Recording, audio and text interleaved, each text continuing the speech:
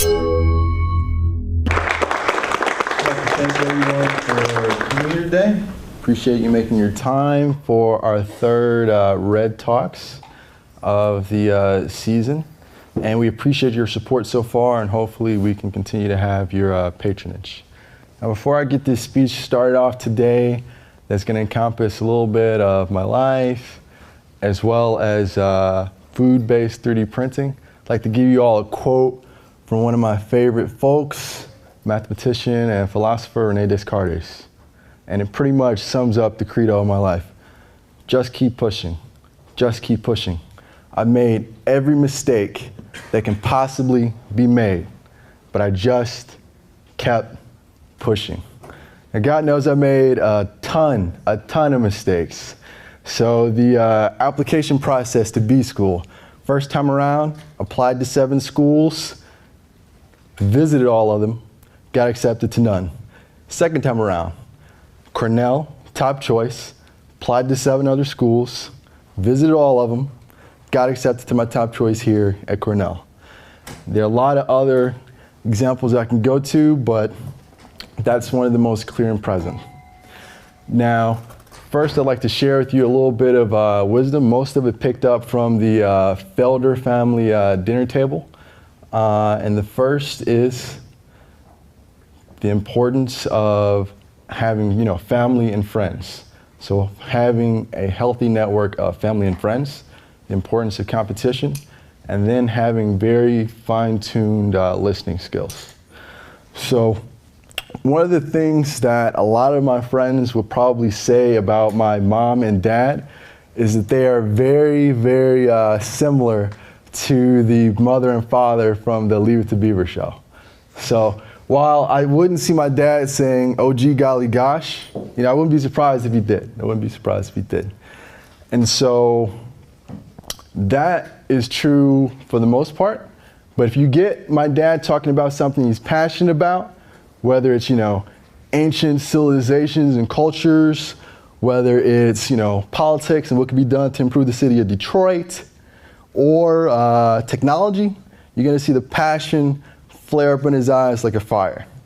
And so I can remember one incident in particular at the dinner table where my dad, he's a programmer, so, computer science undergrad. He was a programmer for a government contractor, and he happened to do some work on something I didn't understand at the time, 3D printing. So he worked on like the imaging side of 3D printing. And so 90% of the stuff that he worked with for this government contractor was classified, but that didn't stop the 12-year-old version of me from peppering him with a multitude of questions, to the point where my mom gave me the look like, "You should probably stop, you're making your dad upset." But I said, "Hey, two more shouldn't be too bad." And so there's all this was, he couldn't tell me that much, but he did get me an extensive, book collection. So I got a chance to, study this stuff on my own. So a little bit about, Tesla, got a chance to study, electromagnetism, a lot of different, subjects. And then 3D printing was one of them as well. And it really helped me to understand that family, if you're really interested in doing something, like they will be there to help you out, be there to support your interest. Next, still sticking with, around that junior high age. For me, that was a really, authentic time.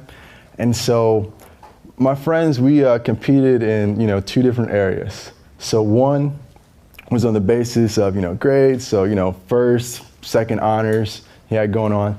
Next was to see who could be the biggest troublemaker in class without getting detention.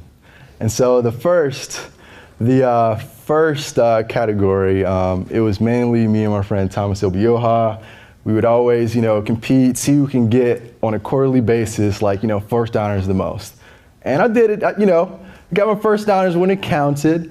But for the most part, that was Thomas Obioha's, terrain. And so he did pretty well in that. But in the category of the second piece that I just mentioned, I was typically the guy who was on top. And so Went to a Catholic school, so just to paint a little picture of that, Catholic schools are very strict, lots of rules. If you don't bring your supplies or are late for class, you get what's called a pink slip. So yeah, on the job, I guess that, sort of ties in. You late for your job too much, you get fired, right? Get a pink slip. If there were, things along the lines of conduct, you would get a green slip. And so that's what, for the most part, me and my friend Brendan Joyce competed on. And so it would be a series of dares that we would, give to each other to push to see who could get the most green slips. It was 5 per quarter, the maximum, and not get that detention, because you'd have to tell your parents at that point who wants that. So one of the dares that he had for me was to get a trading card that was on the rooftop of the school. And there was a nice little audience in the classroom. So class just ended. There's a 10-minute break in between classes. The teacher leaves. A window is in the front, right in front of the roof, and there was a small 10-foot drop, So with about 15 other people in the class watching, a little bit of tension, but no worries. You go through the window, saw the trading card, saw the baseball trading card, got it. Friend threw down a chair, was able to climb back through, and at that point, thought I got through scot-free. But I had a little soot in my hand, the period had just started, teacher called me, said that's a green slip. But luckily for that semester, didn't reach the five green slip limit, so we were okay. The next thing that I had for my friend Brendan Joyce to do was I dared him, after midterms were over with, to sing one of our favorite songs by one of our favorite rock stars, Limp Bizkit, in front of the classroom.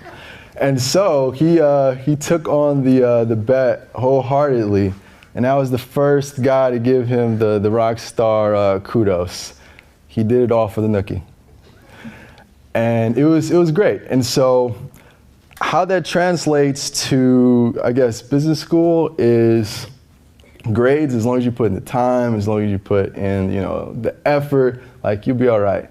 But certain things, if you're focused, on a career or, a high-minded goal, you've got to have some creativity, you got to have some finesse about it, and most importantly, you got to have some chutzpah. So you get this term for, the ability to actually make good on your plans, your promises. And so, just food for thought.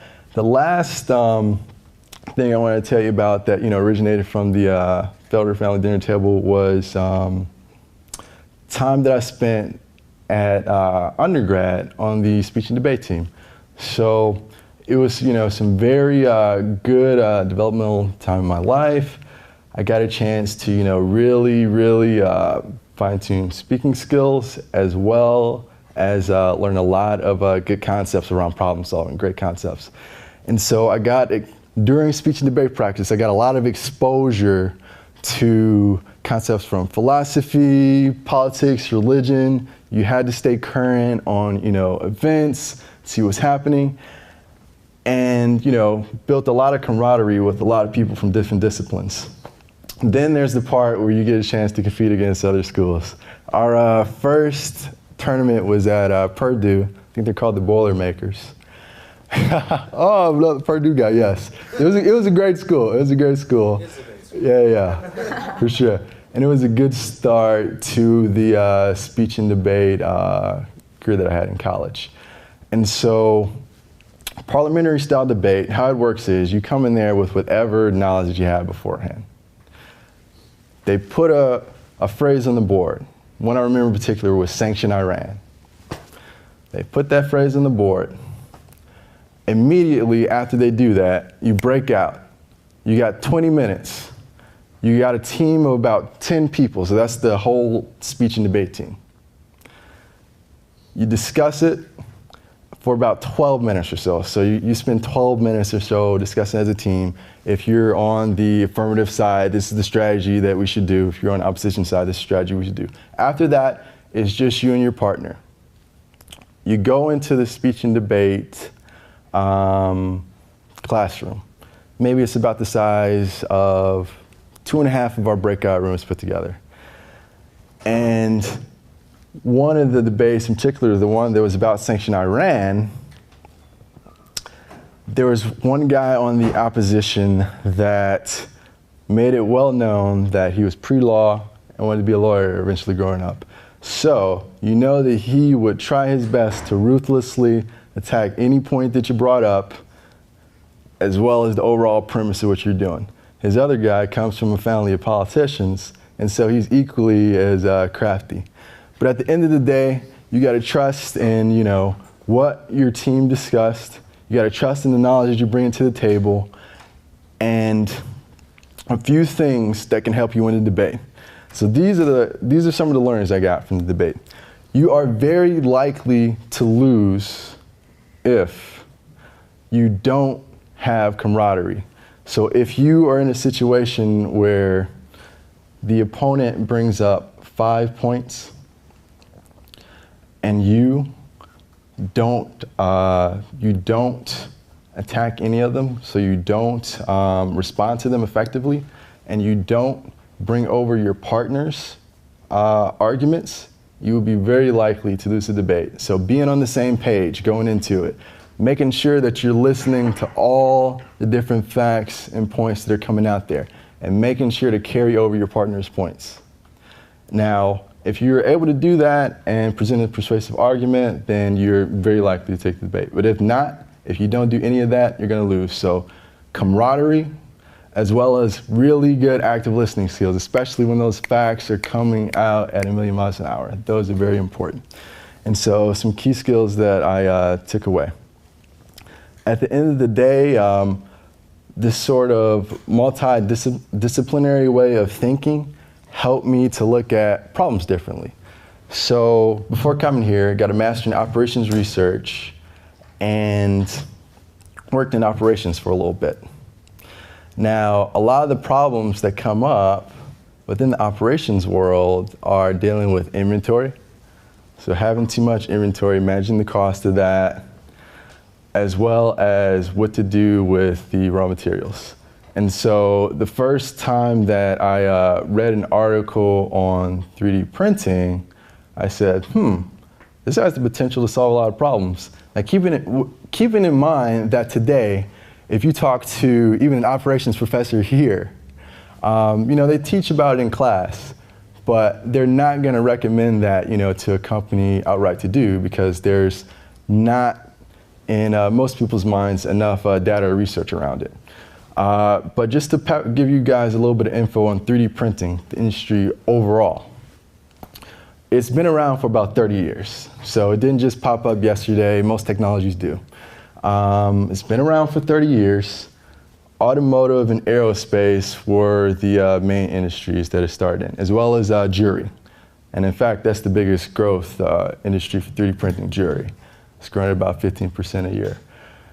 The top dogs in 3D printing are 3D Systems, which caters mostly to people that want to have a printer in their home. So I can go today, get a 3D Systems cube, I believe they're around $200 these days, buy the materials, which are going to be plastics, and I can make something for myself, a little trinket or something for the mom or kids. And then there's Stratsys, which mostly deals with industrial customers. So if you are an aerospace company or a company that makes drones, something along those lines, you're going to go to Stratsys. So they've been growing, you know, very, very aggressively, organically, and through acquisitions over the past few years. Now, to dive into like how it actually works, you don't need to know the technical details of it. That's not important. But understand that it's a layering process. So through superheating and cooling, as well as layering, you can make something through 3D printing. If you want to make something with plastics, the process for that is called stereolithography. If you want to make something with metals, the process for that is called laser sintering. And there's also a separate process to make something with food, which goes really deep to a molecular level, which, you know, Cornell has some good patents on. And that's the subject of what we'll speak about today. So don't look at 3D printing as this isolated thing. It's a family of techniques to make products. You can say manufacturing, but let's not say manufacturing because I'm talking about food today. So a family of processes to make products. So the two big food-based 3D printers on the market today are the 3D Systems ChefJet. For sure, yeah, and I saw an operations guy out there smile. I love it, I love it. So 3D Systems ChefJet, and you can use it to make breads, pasta, pizza, a host of different items. The other is the Natural Food Foodini. So the Foodini is the other 3D printer on the market, and it's great. It's a great printer. They're actually coming with functionality that will actually heat within the printer. And that's another thing that I sort of came into so with a technology like this, there will be like roadblocks, most of them mental.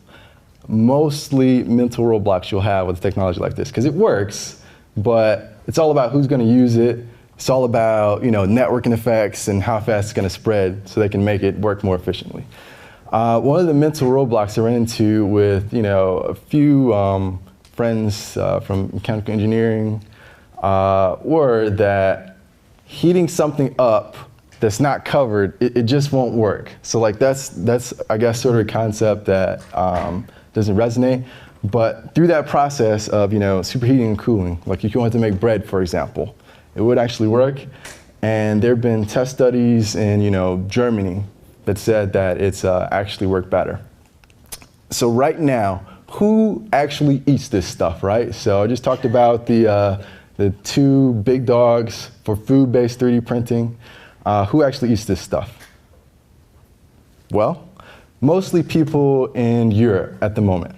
So mostly people in Europe. Last year, there actually was a conference in New York where they had high-priced plates that printed 3D food, but you're mostly going to find it in the Netherlands and Germany. And they actually, for the elderly, they've 3D printed carrots, celery, and other vegetable-based items. And also, I guess, outside of Earth. So NASA, they actually 3D print their food up in space. And it's convenient, right? So you can have a powder or whatever sustenance that you need, and that's your raw material. You can use it whenever you want. And you're able to keep it for longer amounts of time, it doesn't spoil. And I wouldn't look at this as like they're adding preservatives. The components that you need are just, separated at a molecular level to where you don't need those preservatives. You combine them at the point where you need to. So just to close, I'll talk a little bit more about, for you business-minded folks out there or people that would be inspired to do this, where would you want to do this? Well, me and a team actually did a research project on where the best market would be last year. And we did it through, just to give a shout out to one of our professors, Wesley Sines' Innovation and Technology course. So the best market we found was one where they would be very accepting of these new engineering concepts, and so that would be Germany. Germany has 3 city-states, Bremen, Hamburg, and Berlin. We would recommend going to those places because the German mentality, as you know, is all about efficiency, schnell, schnell, schnell. They want something quickly. 3D printing could allow for that. And if you're talking about from a cost perspective, let's say we're looking at bread. It cost, our team found last year, over $2,000 for a double oven. This is usually what Panera Bread we use to bake bread. And you're not talking about maintenance and all the electricity costs that would come with that. You're gonna have massive amounts of waste associated with that if you're using a regular sort of bakery. I remember at Panera Bread, we threw out we threw out roughly 2.5 full garbage bags of bread, about this high, every night with 3D printing. And we discussed a custom-made 3D printer for bread. So however big a piece of bread for a single person would be, let's say about this big. You can make what you need. There are nutritional supplements that you can add to the bread based on what the person's personal nutritional need is. And based on that, you can save a lot of costs from the perspective of electricity, from the perspective of waste, and you would be able to do this quickly. I could go to a Grubhub app or whatever the German equivalent of that is, order my bread, go to the bakery, pick it up, and boom, I'll be good to go. And so with all this in mind, a person would need to cross the chasm with this. So in Germany right now, there's a grocery store where you could actually 3D print your own gummy worms.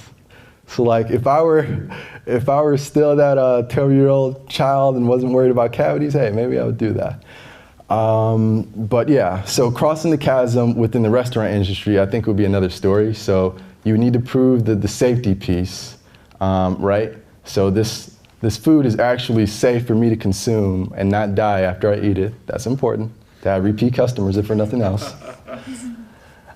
And you would also need to prove that you can have that value add of making it quicker.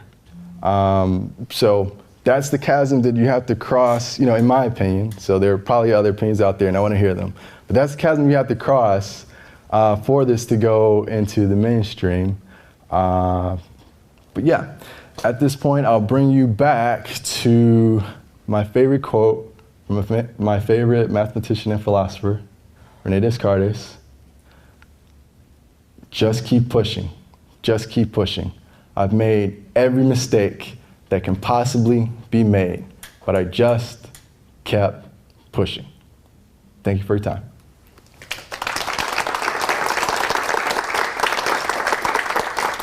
Thank you. Now I'll open it up to any questions you guys might have. Catherine has graciously volunteered to give the mic to anyone that will have any questions. All right. Hi, Chris. It seems that the two gaps or chasms that you mentioned seem like they're both important. And I can see that the cost savings of the technology being phenomenal. But what about the taste of bread that's been printed? Is it the same sort of quality product? Do you still get the same crunch with your carrots? Can you discuss a little bit about the food quality item for sort of consumers that are just starting on that level? Sure. Thank you. Yeah, that's actually a great question. So that is another important point to bring up. So the taste. So we talked about safety and being able to deliver on the speed, value add, but this is also a good one, taste. So for the carrots and celery, that at this point in time, people within Germany and Northern Europe eat, they are in fact a little mushier, and that's by design. So the taste is analogous to regular carrot. That's what they've said, the older folks have said within their surveys. And actually for the bread piece, you might be able to visit the School of Food and Agriculture and find out. So they have a 3D printer over there that prints bread as well as cakes for you to eat. And although I haven't tasted myself, I probably should get out and do that. From what folks that have eaten this stuff have said, taste very similar to what the actual product would taste like. The texture is a little bit, different, but the taste is on point. How feasible is it to do multi-ingredient foods? So like a pasta dish, not just like the pasta. Sure. So I would say at this point, based on the 3D printers on the market, so the ones that the big companies make, the Foodini, as well as the ChefJet, it's more feasible to make single ingredient products, but that's just at this point. There could be, and probably will be, some custom 3D printers where you can put more than one type of ingredient in there at the same time. The focus right now is just on one ingredient, but this could definitely happen in the future.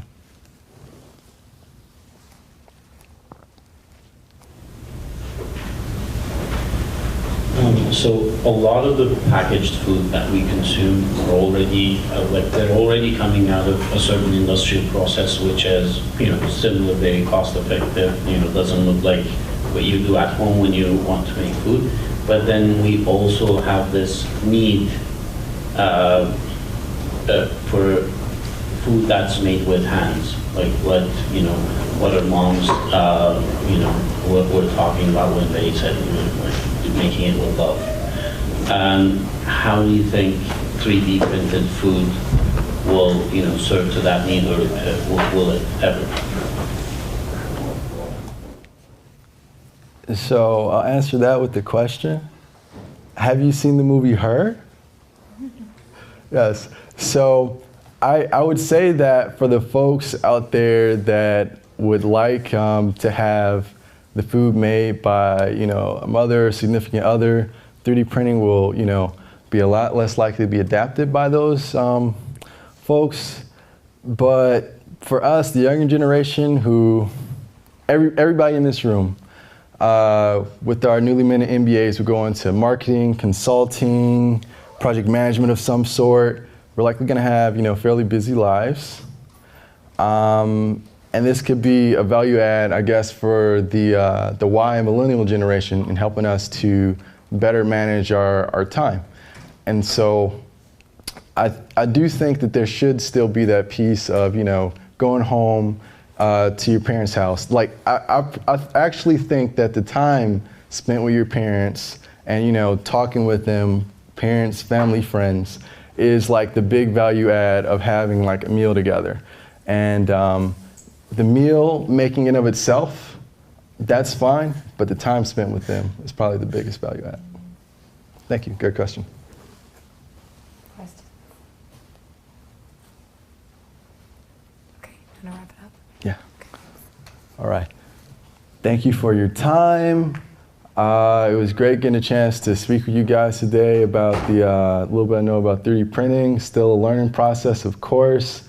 But if there was one message after your day, it's that it's not impossible to learn about this stuff. So 3D printing did originate from CAD software, from mechanical engineers making this stuff.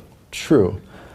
But there's nothing stopping you from going out, getting the book, studying on your own.